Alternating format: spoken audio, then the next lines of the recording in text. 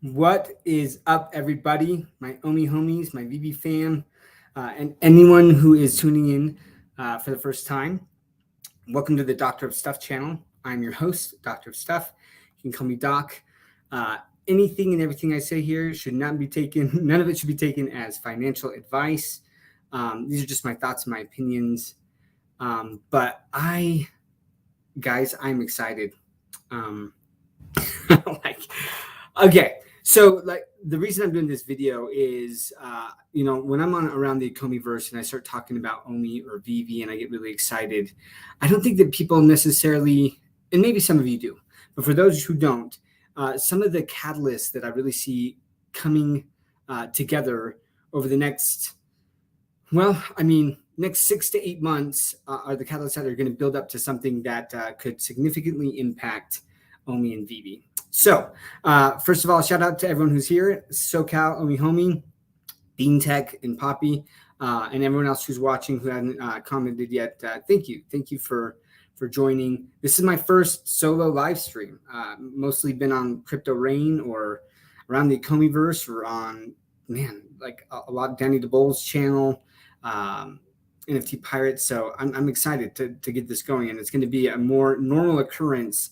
That I have guests on Thursdays or do live streams here. So without further ado, I want to talk to you guys about some of the things that have started to happen.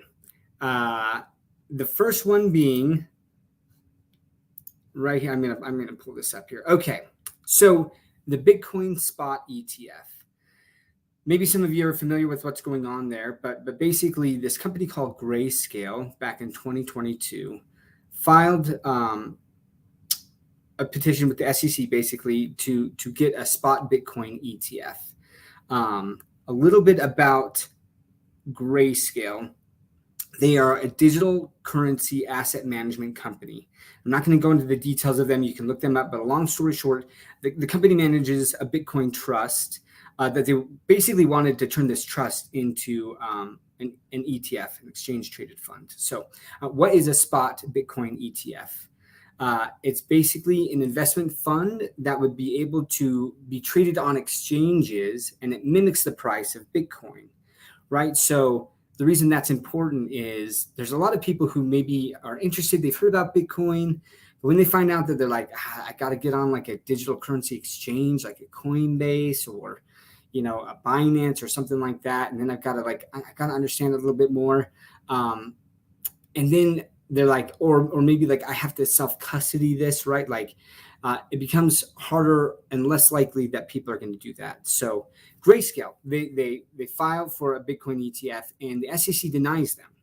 They say, nope, there's too much volatility. You can't ensure that you're going to be able to protect the buyers of your Bitcoin ETF. Now, where this gets interesting is the SEC had already approved a Bitcoin futures ETF.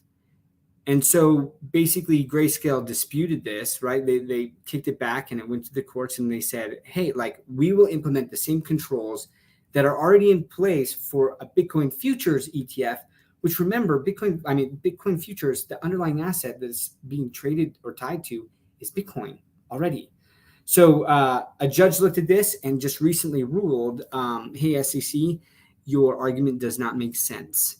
So you have to now reevaluate Grayscale's Bitcoin spot ETF application. Now, what has happened is the SEC has pushed it back, right? So now the new date of when they're going to opine is October. However, I believe that they're going to push it back again and again because they have up to 240 days actually before they need to issue their opinion on that. So 240 days gets us into March of 2024. So I want you to remember that date, and we're gonna talk about it a little bit later. Here's the thing, though, and why this is important, right? This Bitcoin ETF, and you've probably heard people talking about it a little bit, but with that Bitcoin ETF, the reason it's mimicking the price is because they are typically what happens is they will be purchasing the Bitcoin as the asset that's basically going to mimic that ETF. So people will be able to basically buy this ETF on stock exchanges, which means not just like your individual retail investor, right? But like hedge funds will be like, it'll be easier for hedge funds to have Bitcoin in their portfolio without actually having to hold the Bitcoin or manage it. And so, although this is great, like it's great that the judge has said, hey, SEC, you've got to reevaluate this. Grayscale already owns Bitcoin. So it's not necessarily the Grayscale spot ETF, Bitcoin ETF is going to be a big deal, but it's the other companies that have also filed for a spot Bitcoin ETF. And one of the biggest name is BlackRock. So BlackRock has $9.1 trillion under management. $9.1 trillion. So what we're going to see if these get approved, and it's probably already been happening, to be honest, is that these companies like that have filed these Bitcoin spot ETFs, right? They have already started purchasing Bitcoin, but they're going to need to buy more. And depending on the desire from the markets, right, they could be buying a lot. And so with supply and demand economics, right, they're going to be purchasing, there's going to be a high demand. And as they purchase it, there's going to be less supply, which would cause potentially the price to go up. So that's the first catalyst. Now, second catalyst, do not fall asleep on me with this because it's important. And this is the thing when I talk about fundamental analysis and doing the work that most people really don't take the time to do. This is what I'm talking about. So the Financial Accounting Standards Board, or FASB, they just, this was yesterday, they have instructed their staff to draft a final accounting standards update, or ASU, on crypto asset accounting and reporting. So what has happened to date? There's a company called MicroStrategy. You've probably heard of Michael Saylor. If you haven't, he is a massive Bitcoin maxi. And through his company, MicroStrategies, they have purchased a massive amount of Bitcoin. He truly believes in Bitcoin and its future, and the price projections that he has are really high. But there hasn't been an accounting pronouncement related to Bitcoin. And so what these companies, any company that had purchased Bitcoin and held it on their balance sheet, they had to treat it as an intangible asset. What happens there with intangible assets is, let's say that they bought Bitcoin at $28,000 and the Bitcoin dropped to $18,000. They would have to mark down the Bitcoin on their balance sheet from $28,000 to $18,000. But now let's say that Bitcoin bounced back up to $30,000. They can't write it back up. So basically on paper, they take this pretty substantial loss depending on how many Bitcoin they bought at 28,000, and then when it dropped to 18,000, and they don't get to write it back up again, and realize like a recovery when the value goes back up. And so it was a nightmare for companies like MicroStrategy, who had so much Bitcoin that they would have all these caveats on their financial statements. They're like, yep, it looks like we took another massive loss on our financial statements. However, if you look at the actual value of Bitcoin, we're in a net positive position. Most companies, most CFOs and controllers, they do not want that headache because their head is on the chopping block, right? If financial reports come out and it says, hey, this company lost $12 million,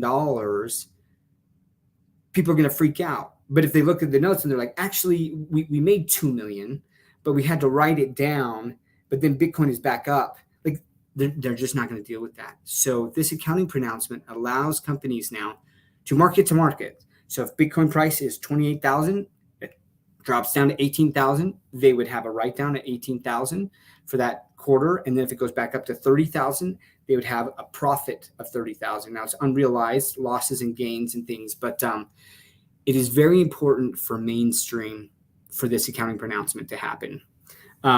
So anyways, and I'll get to some of you guys' comments in just a second. I'm just going to talk up about my thoughts on some of these catalysts, right? So the next catalyst is the Bitcoin halving. So every 210,000 blocks on the Bitcoin blockchain, the amount of rewards given to Bitcoin miners is cut in half. So in other words, the amount of new Bitcoin entering the ecosystem drops by 50% each halvening. And that halvening occurs roughly every 4 years. The last Bitcoin halvening happened May of 2020. So remember that date I was telling you about with the SEC and that decision and that 240 days of March of 2024? Well, it just so happens that that is around the time of the Bitcoin halvening. It's predicted to be around March or April of 2024. So I believe that the SEC is going to delay their opinion on the Bitcoin spot ETF until around that time of the Bitcoin halvening. And I think that they are doing that so that the Wall Street peeps can have time to rally their investors to really start talking up Bitcoin and saying, hey, look, Bitcoin is, look at the price, like look at where this is going, is becoming more, it's going to be more taken more seriously. You've got accounting pronouncements, you have all of these things happening, and it's going to give them time to purchase Bitcoin and then also to start talking to all of their investors about that around this Bitcoin halvening, because then they're also, Wall Street is also going to say, hey, there's this thing called the Bitcoin halvening, and it's very important. And I'm going to show you why here in just a second. So I'm going to share my screen. All right. Okay. So why does the Bitcoin halvening matter? We're going to go over this price chart here. All right. So Bitcoin halvenings, there was one in 2016, in around July of 2016, if I'm not mistaken. So if we go to July of 2016, let's go down here. It's like July 17th or July 9th, something around them. Okay. So let's look at the price there. So yeah, I think it was July 9th. So July 9th of 2016, Bitcoin was at $650, right? So this is the date of the halvening. Boom, it halves. Now, if we fast forward all the way, right, to December 15th, of 2017. So that's about 17 months.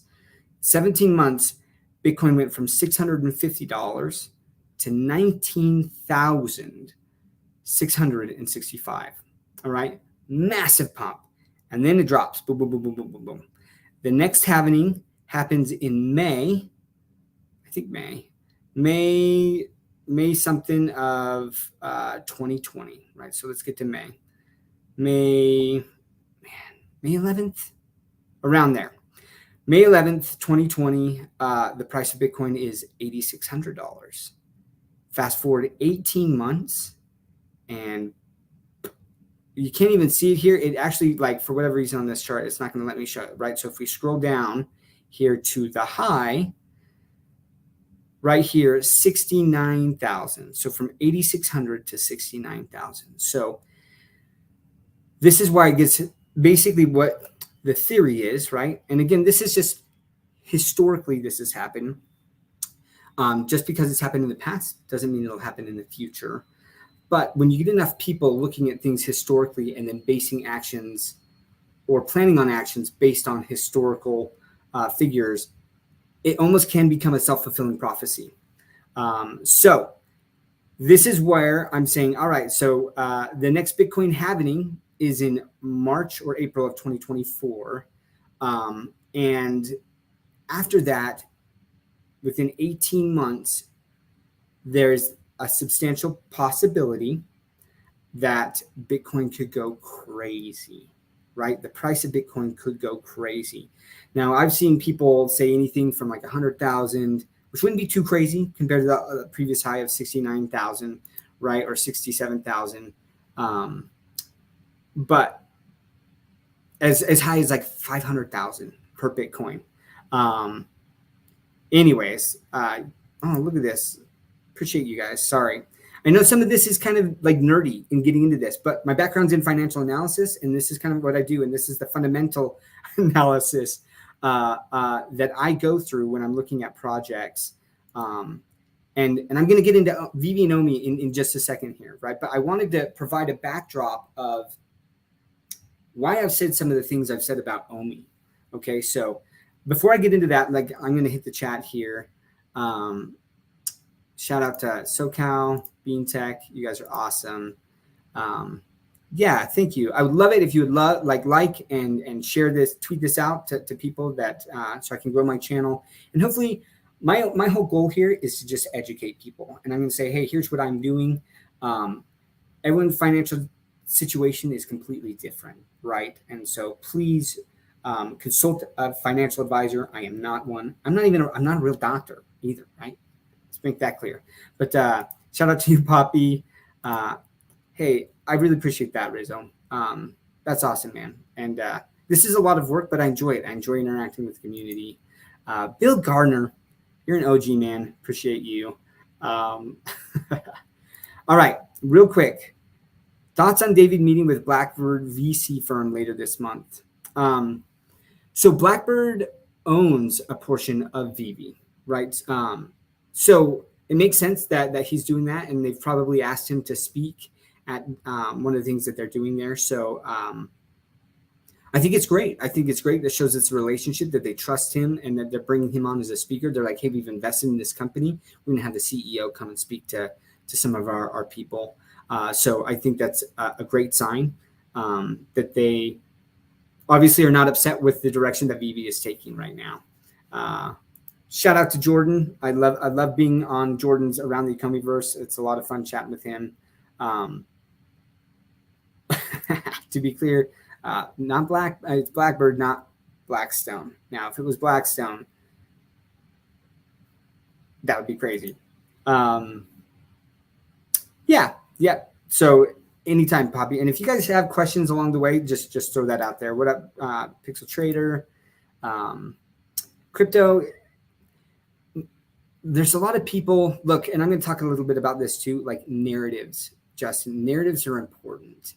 And most people don't understand the accounting thing. There was a pump. Crypto did pump after the decision, about the spot Bitcoin ETF. There was a bit of a pump in Bitcoin when that happened. So Fanban, you rock. I appreciate that. All right, this is what I'm going to talk about. This will trickle down when the bull run hits. That is where I'm going next. All right, so I'm going to share with you guys another. Let me share another screen here. Give me a second. All right, so there's this guy on Twitter. His name is Dread Bongo. Okay. And this is a tweet that he had here. And I think it's so important for you guys to read this. Bull market valuations always seem crazy in a bear market. There's no way that X coin can reach that price. Ha ha ha ha ha. Well, in the 2021 bull market, KDA went from 31 cents to $28 in 100 days. That is a 90x in 100 days. Solana saw a 50,000% pump, or a 500x from 50 cents to $263 at its height, right? Axie Infinity did even better, from 12 cents to $164, which, guys, that is a 1,320x on a token. Now, Justin, when I talk about narratives, right, when I said I want to talk about narratives, Axie Infinity hit this crazy DeFi and gaming narrative that happened in like 2021, the summer of 2021, where all of these people were playing Axie Infinity, and these guilds got together, and literally people stopped working at their job because they were making more money earning love potions playing Axie Infinity than they were in their jobs. And now this is some third world countries and things, but like it just experienced this massive pump and this narrative pump. And so people were just throwing money, crazy money at it, right? So 1,320% pump. Now that's the 2021 bull market, right? 2017 bull market. XVG, it was valued at $0.0019. by the end of the year, so 12 months, went to 30 cents per token, which is 15,820x. Now, I think it's important to keep in context like market caps, right? Like how many tokens were currently outstanding at the time compared to the price at the time. And that's meaningful for OMI. See, OMI has 310 billion tokens outstanding, right, in circulating supply.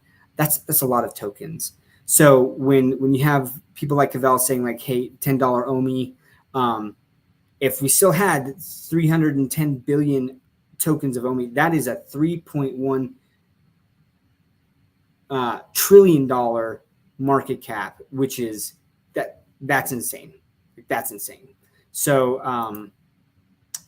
let's get back to this. I just wanted to go over that, like that tokens can go crazy. And in fact, OMI went crazy in 2021. So one of the narratives that kind of hit was NFTs. When NBA Top Shot had sold a LeBron James moment, when someone sold a LeBron James moment went for $250,000. And that was kind of the start of this NFT craze. And then people start looking and saying, are there any tokens related to NFTs, right? So then they find VeVe, they find OMI, and then OMI does this massive pump, right? And so narratives matter with that. Now, where does VeVe sit now, right? So VeVe already kind of had a pump with OMI, with NFTs. Can it still do another pump? And what's going to happen there? My thoughts are this. So the next potential narratives, or some of the narratives that I see coming with this next bull run, is gaming. You already see Mr. Beast. He's got these content creators, right? And he's trying to create kind of like a blockchain gaming scenario. Now, there's been some news where some of those gamers, once they found out that the blockchain was involved, they were so upset, and they didn't understand it. They would never shill something like this to their players, and it's going to take some time. But I think that gaming is moving towards blockchain. It is, and ownership. It is. The reason it really hasn't taken off, even when Axie Infinity people were making all this money, it was the worst to play. Most people who played it were like, I would rather scratch out my eyeballs, but it's making me good money, so I'm going to continue to do it, right? We have not had a game that is just fun to play. Oh, and by the way, while you're playing it, you earn NFTs, and those NFTs can be valuable. Once that happens, once we get an actual really good game that is also tied to the blockchain, I think a lot of barriers drop at that point, and people become open to the possibility of being like, oh, okay, this makes sense. And then all of a sudden they're like, now I get to make money while playing the games that are also really fun to play. So gaming, I think, is a big thing. I also think AI, and then AR and VR. Now, AR and VR, VeVe already has these assets, right, that are in AR. And then we're having the VeVeverse, which is going to be VR. And so they've already built in that technology. So as these things come into a narrative, potentially, right, people are going to start looking at tokens and saying, okay, what tokens are tied to AR, VR, and gaming? Well, I do believe that at some point, whether it's in the VeVeverse or whatnot, and again, this is pure speculation on my point, on my side, is that we're going to get some sort of games, whether it's in the VeVeverse or, tied to Marvel Mighties or something along those lines. But that's going to happen. And then with the AR and VR stuff, we have the Apple Vision Pro that's coming out. And as that technology gets better and the price points drop down, more and more people are going to get into that. And they're going to be able to see, right now we see on our phones the AR, and it's okay. The pictures are okay. But when you get like Apple Vision Pro goggles, right, and you're looking at your collectibles in AR through that is going to be a completely different and very exciting experience. So when you combine where the tech is going with the Bitcoin halving, the Bitcoin spot ETF, the accounting pronouncements, right, within the next 12 to 24 months from the Bitcoin halving. That's where I see the tech really building out. This is where VeVe is already establishing more and more relationships with massive IP. People are becoming more familiar and comfortable with the idea of digital collecting and digital collectibles. You have the potential for OMI to hit this narrative that is crazy. And that, my friends, is without me even talking about the burning mechanisms of OMI. 99% of the tokens out there that pump and dump, it's speculative. It's really speculative. But what if you combine a token that actually has utility and substance tied to some of the biggest IP in the world and potential speculation with a narrative during a bull run? That, my friends, is why I am extremely hyped on OMI. And then when you get things like OMI to NFT, right, where you can use that OMI to then go into the NFTs, that's where people also get connected. If they've never heard of VeVe before, that was me. I had heard of OMI before VeVe. And there's a lot of people that's the case, right? So like it's this symbiotic relationship where OMI is going to bring in new people once we get some of these catalysts like OMI to NFT and some of the other use cases, the burn mechanisms, the bronze tickets. People are going to find out about OMI, find out about its utility that is tied to VeVe, and then they're going to go into get into VeVe. I don't know if you guys have seen. There's someone on Twitter. His name is Cardano Zach, and he just kind of popped up on my radar as he started tweeting about VeVe. And one of his initial tweets was, "So I've been doing this analysis on communities and like tokens, crypto tokens, or like with communities." And he's like, "And Cardano is hands down like it's got this rabid, very passionate community. But funny enough, there's this other community called VeVe that keeps popping up on all these stats that I'm looking at, And he's like, what's this VeVe about, right? And then the VeVe family did their thing. And this guy has been tweeting about VeVe. He's like, follow Randy. He's telling all of these people in Cardano. He's like, I own the first Darth Vader on the blockchain, right? It sucks people in and they understand it. And people that truly are open and they're not just like, well, it's not interoperable. Like I can't just put it in my cold storage wallet. People are just truly understand the technology and where things are going. They get it. And that, my friends, is why I talk so much about OMI and about VeVe. Now, I also talk about diversification, and I am not all in on OMI, right? I definitely have a well-diversified portfolio in crypto and in stocks, right?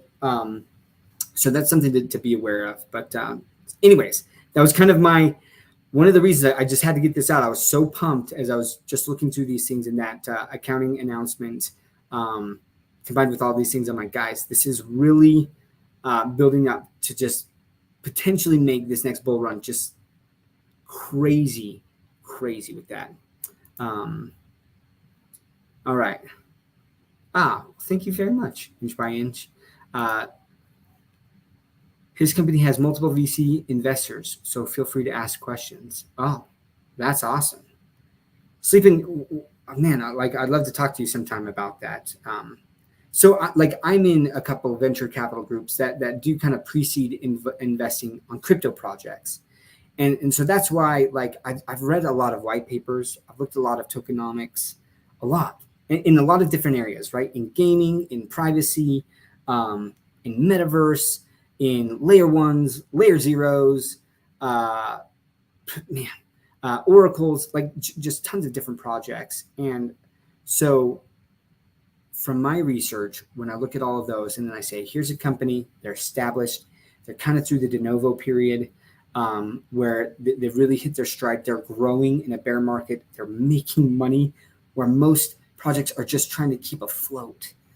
And then all of these other catalysts combined, I hope you at least understand where I'm coming from when I get really bullish on this and why, for me, I continue to buy OMI at these prices. And I've talked about buying OMI at these prices because I do believe that at some point the token has substantial chance of multiplying by a lot. And that's just me. Um, oh, let's see. Oh, that's another. Oh, I thought that was the same comment. Yeah, two different comments. Hey, thank you so much. Let's see. All right. Hey, so I'm going to open it up to questions too, like as I've gone through with this. And then I'm going to talk about the VeVe Analytics drama that unraveled over the last few days. Do I think that games in the VeVeverse could be on chain or commerce related, if not in some other way? There's a lot of different ways that they could do these games. It'll be interesting to see. Like I don't know. It could be on chain. That can get pretty technical. But what might happen is a scenario in which they're like, "Hey, we can verify that you own this like this NFT," and so by owning this NFT, you gain access to this game, or you can be these characters in this game, or even avatars in the VeVeverse. And it can be something as simple as that. But at some point, it's definitely not off the table.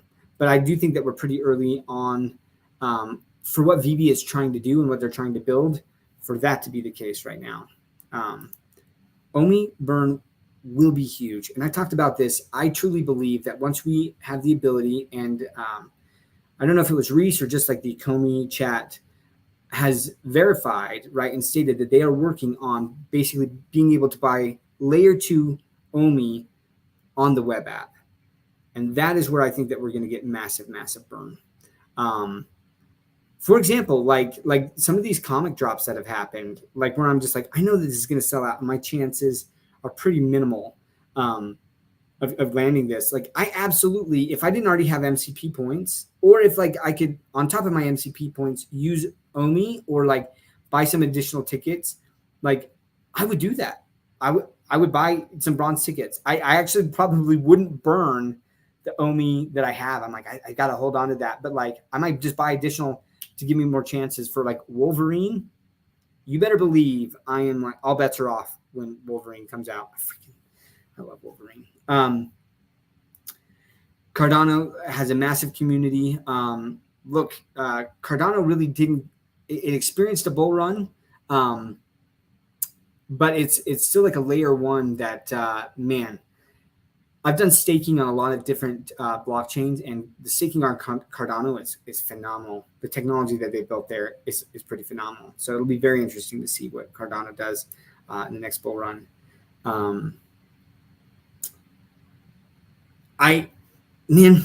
Look, I have a very biased view of Solana. Like I said, I've been in some venture capital groups, and I invested in some projects on Solana. And when the token generation event, right? Solana broke during 3 of those token generation events, and it killed the token launch. And I was just like, I can't risk that anymore. So until I see way more progress on Solana, I'm not even touching it. That is an emotional decision that I made. I just want to make that clear. I know that there's a lot of people that are very bullish on Solana. But for me personally, I'm like, I can't, man. I've lost some real good money on Solana. So I'm not going to mess with that. But could they both hit an all-time high? Like that trickle down from Bitcoin as people cash in on the Bitcoin they have when it hits these highs, and they're like, I have all of this money. Where am I going to put it? They then roll it into a lot of altcoins, and that's why we saw the likes of Solana. I mean, well, Solana was also pumped up quite a bit by FTX and Sam Bankman-Fried, to be honest. So there's definitely some manipulation there. But a lot of these other altcoins pumped significantly from that. So yeah, I do believe that they could hit all-time highs. I do.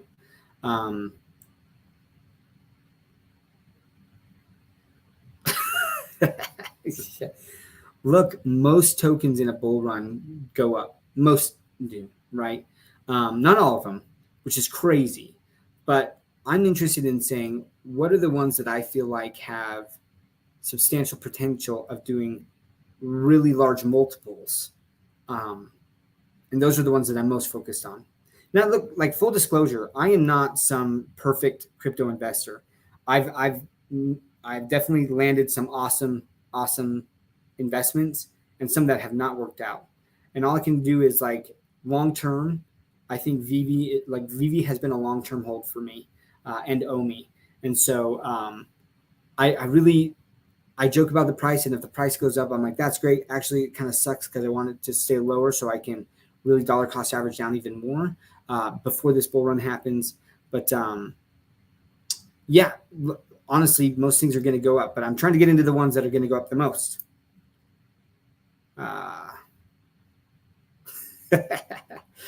This is fun. You guys are fun. This is fun to interact with you guys. Okay.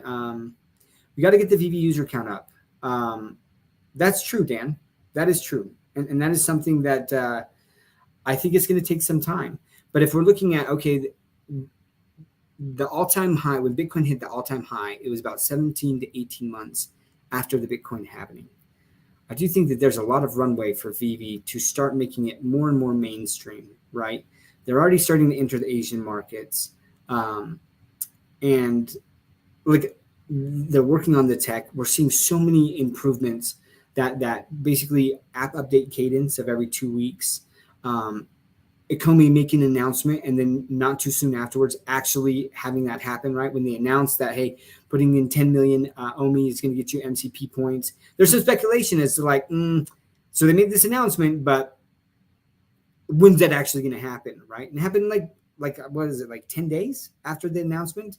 So they're definitely working on regaining that trust on delivering what they talk about there.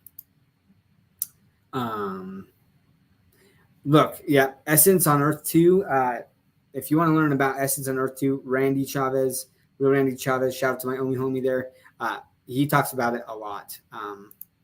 Mass marketing isn't a golden ticket like some people think it is.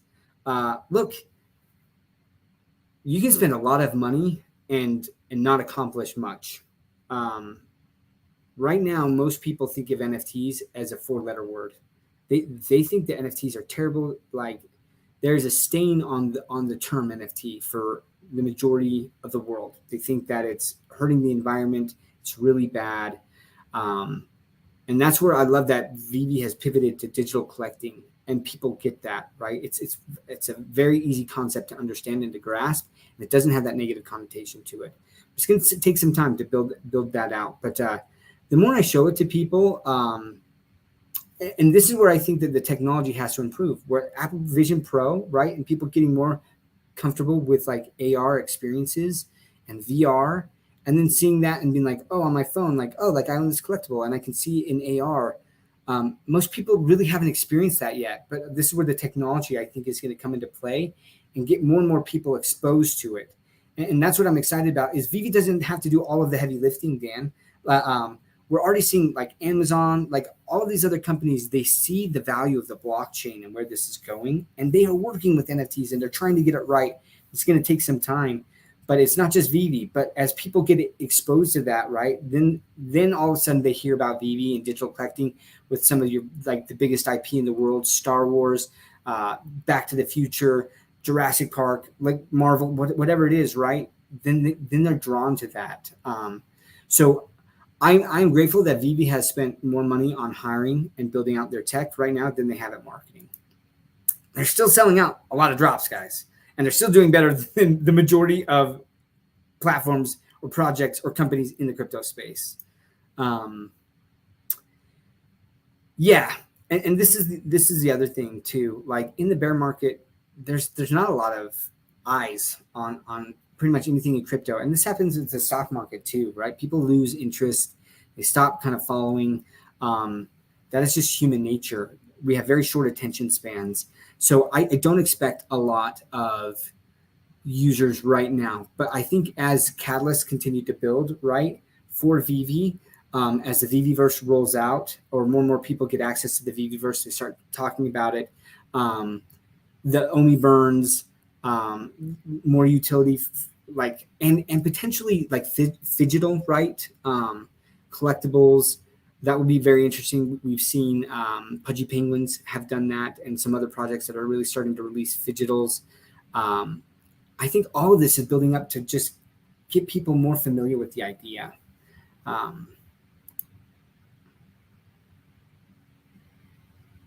Duck, I don't know what that means.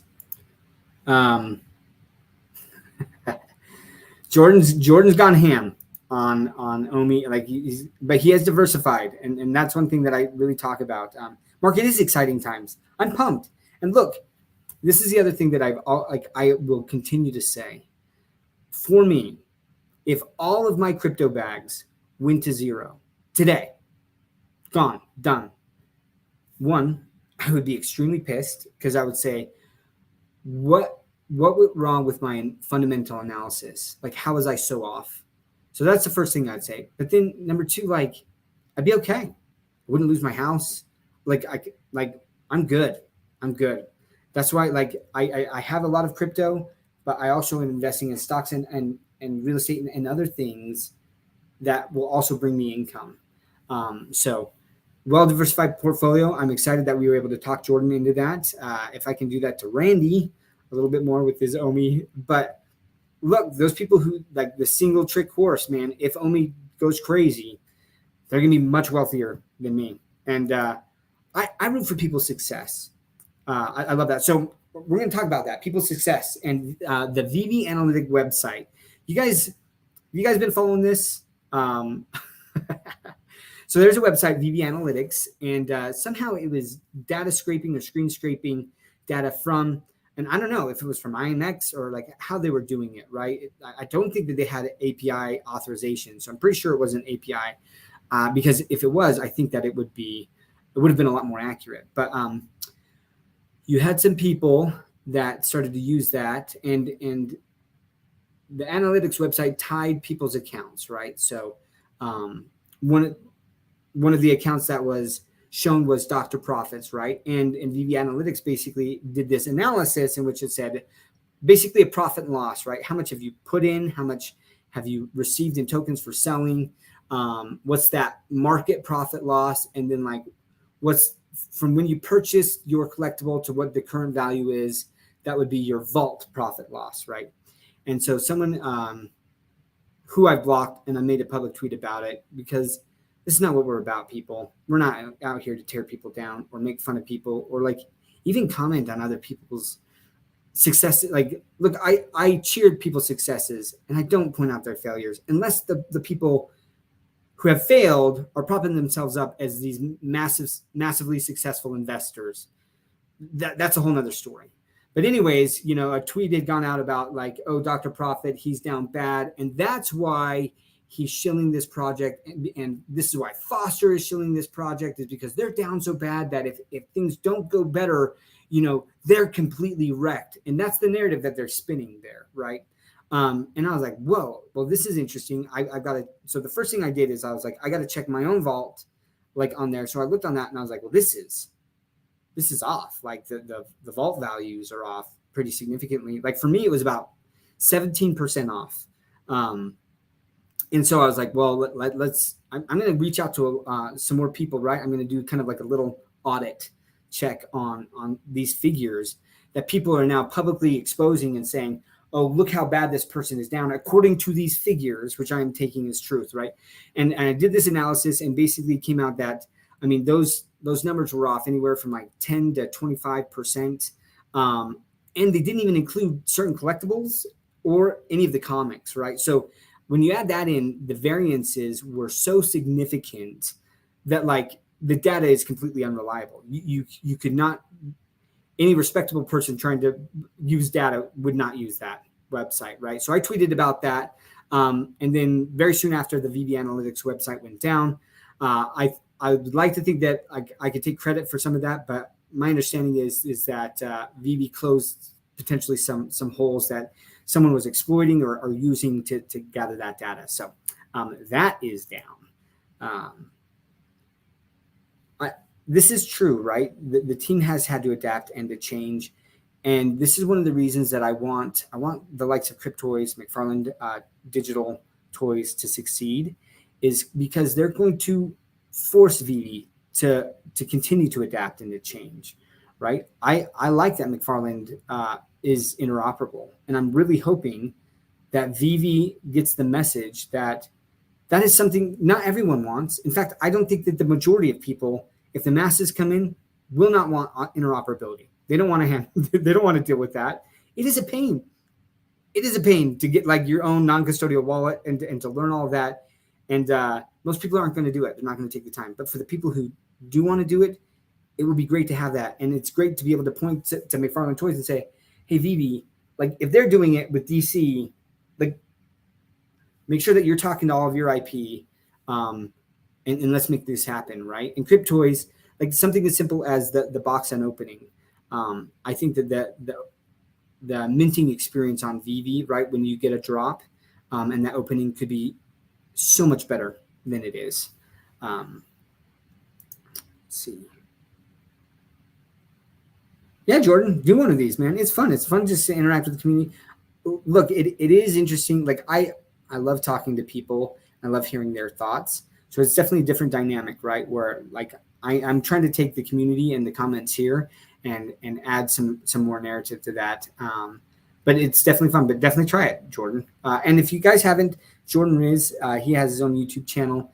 Also does Around the Comiiverse on Mondays. But follow and support fellow YouTube and content creators that put in the time, do research on VeVe and OMI and other crypto. Mark, I'm going to have to reach out to you, dude. I really want, I would love for you to use some of that AI magic or whatever you did, the Photoshop magic for my Foster thumbnail. Although I feel really bad. I thought I had deleted the background on that. So I kind of did him dirty on that thumbnail. 18 months on top of housing is 2 years from today, give or take a couple weeks. So collect what you love in DCA. That's another thing too.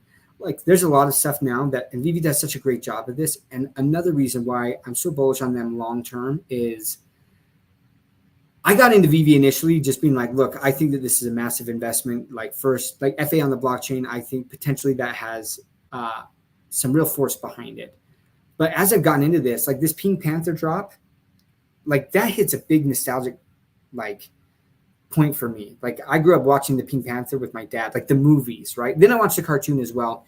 But like I love the Pink Panther. I have nothing but really, really good feelings about that. And so I could care less if that Pink Panther drop. If I want the common or the one with the music and the animated one. Like that's the one I really want. And if that goes to zero, I don't care. Because I'm collecting something that I love and I will enjoy.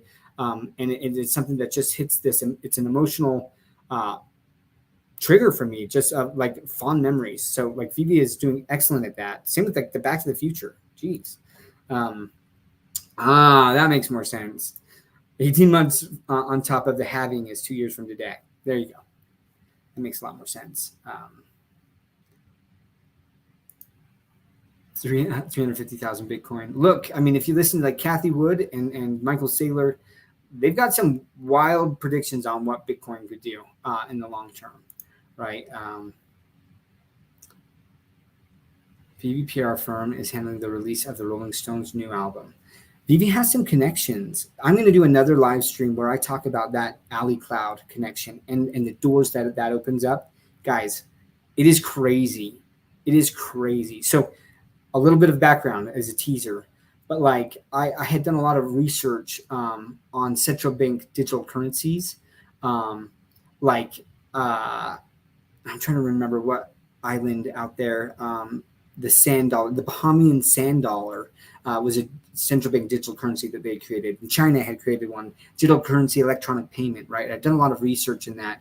When I was researching China's, I came across Alipay and WeChat. And that's all I'm going to say. But guys, the connections that VeVe is making that they have with this PR firm, with Ali Cloud, it is crazy. Dan, with the VeVe-verse, I reached out to, like, I publicly tweeted at Alex and asked him, I was like, hey, like, do we know, like, how many people, number one, currently have access and, like, when the next round is going or how many the next round is? Never responded. So I don't have a lot. To say on that. It has gone a little silent, and that's okay. Like, I mean, there was hype around people building it and seeing what they could do. I think, if I remember correctly, there's something like with Cavernous, who's building out that metaverse, the VeVe-verse. There's something tied to that. So there might be some hiccups there. What up, Chago? How you doing? Appreciate you. Appreciate your comments on Twitter. And I just appreciate the good vibes. That's the other thing I was going to talk about with that VeVe analytics, right? Like shouting out or calling out someone and saying like your bags are way down. First of all, it's very short-sighted. So here's Dr. Profit, right? Who has made millions and millions of dollars, and they're teasing or making fun of him and saying like, oh, this guy is so down. And it's like, you realize like he hasn't sold anything. Like, I wonder why he hasn't sold anything. Maybe it's because he is thinking longer term. Just maybe. And maybe if someone who has been successful in business, like has all this money and they're throwing it at this, I should at least question why they're doing that. You might not agree, and that's okay. You might say like, I don't agree with that thesis. Maybe it's not a long-term investment. But to sit there and call that out, probably from your mother's basement, not the best look. Doesn't lend you a lot of credibility. So anyways, let's try to do positive vibes and let's shut those type of people out, guys. Those are energy vampires. We do not need them in our lives. Okay. There you go. Taking a pause on the VeVeverse based on user input and some new programming for quality of life issues. Interesting. Look, most people are down. Like, and that's the funny thing. Like, so for quite some time, I was up on my stuff, but I've continued to purchase things because it's a long-term investment for me. So like, yeah, I still, if I sold today, all of my stuff at current floor prices, I would be net positive gain, but I'm not. Like, I'm not selling. Yeah, VeVe analytics was way off. Fake news. What up, Omicron? Good to see you. I appreciate all of our interactions.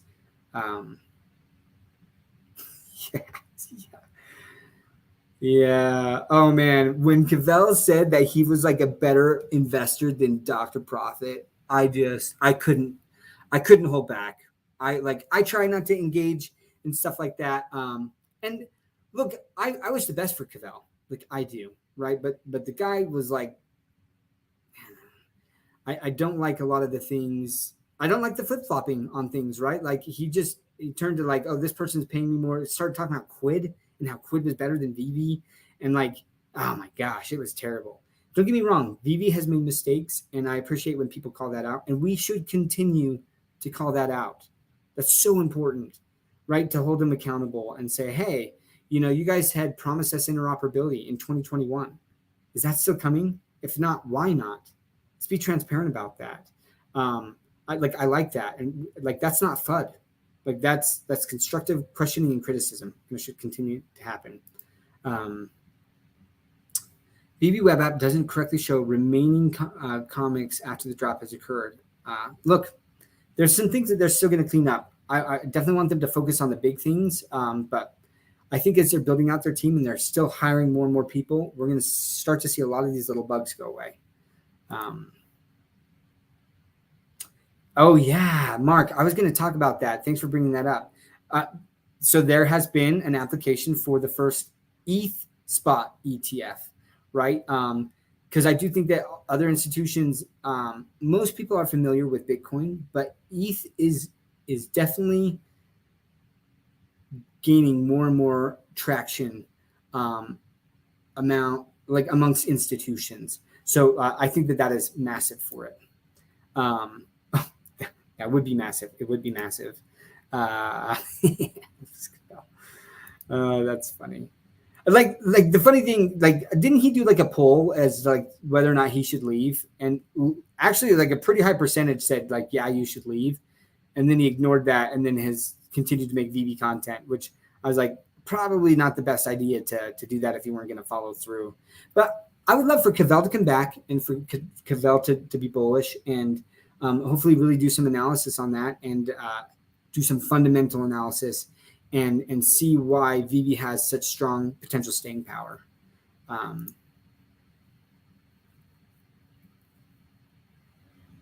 Yeah, like me too. I've been in VeVe since March of 2021, and I'm definitely holding for the long term. I remember I landed 2 secret rare Spider-Mans off the drop. And I sold one for like $3K after. And I always regretted that. I was just like, why did I do that? And so this is one thing that'll be very interesting to see, and why you learn from your mistakes. When Spider-Man got up to 85K, I was telling everyone about it, right? And I was like, oh yeah, like my Spider-Man, I paid $400, is worth 85,000. And people are like, why aren't you selling it? And I'm like, oh, because I really think that like this is the first Marvel NFT on the blockchain, and it's the most rare of the first, and it's for Spider-Man, like all these firsts, right? And I'm like, I believe that like it could be like $1 million piece. But I didn't sit there and think about market cycles and hype, those highs and lows. And I am really trying to, going forward, take the emotion out and saying long term, if certain collectibles or certain things hit certain price points, I'm selling. And if I never get that back, that's okay, because I've made that decision beforehand of what makes sense for me as what would be a good exit point, right? There are some collectibles that I'll never sell. I don't like, they just mean too much to me. But yeah, so anyways, I am overall holding for the long term.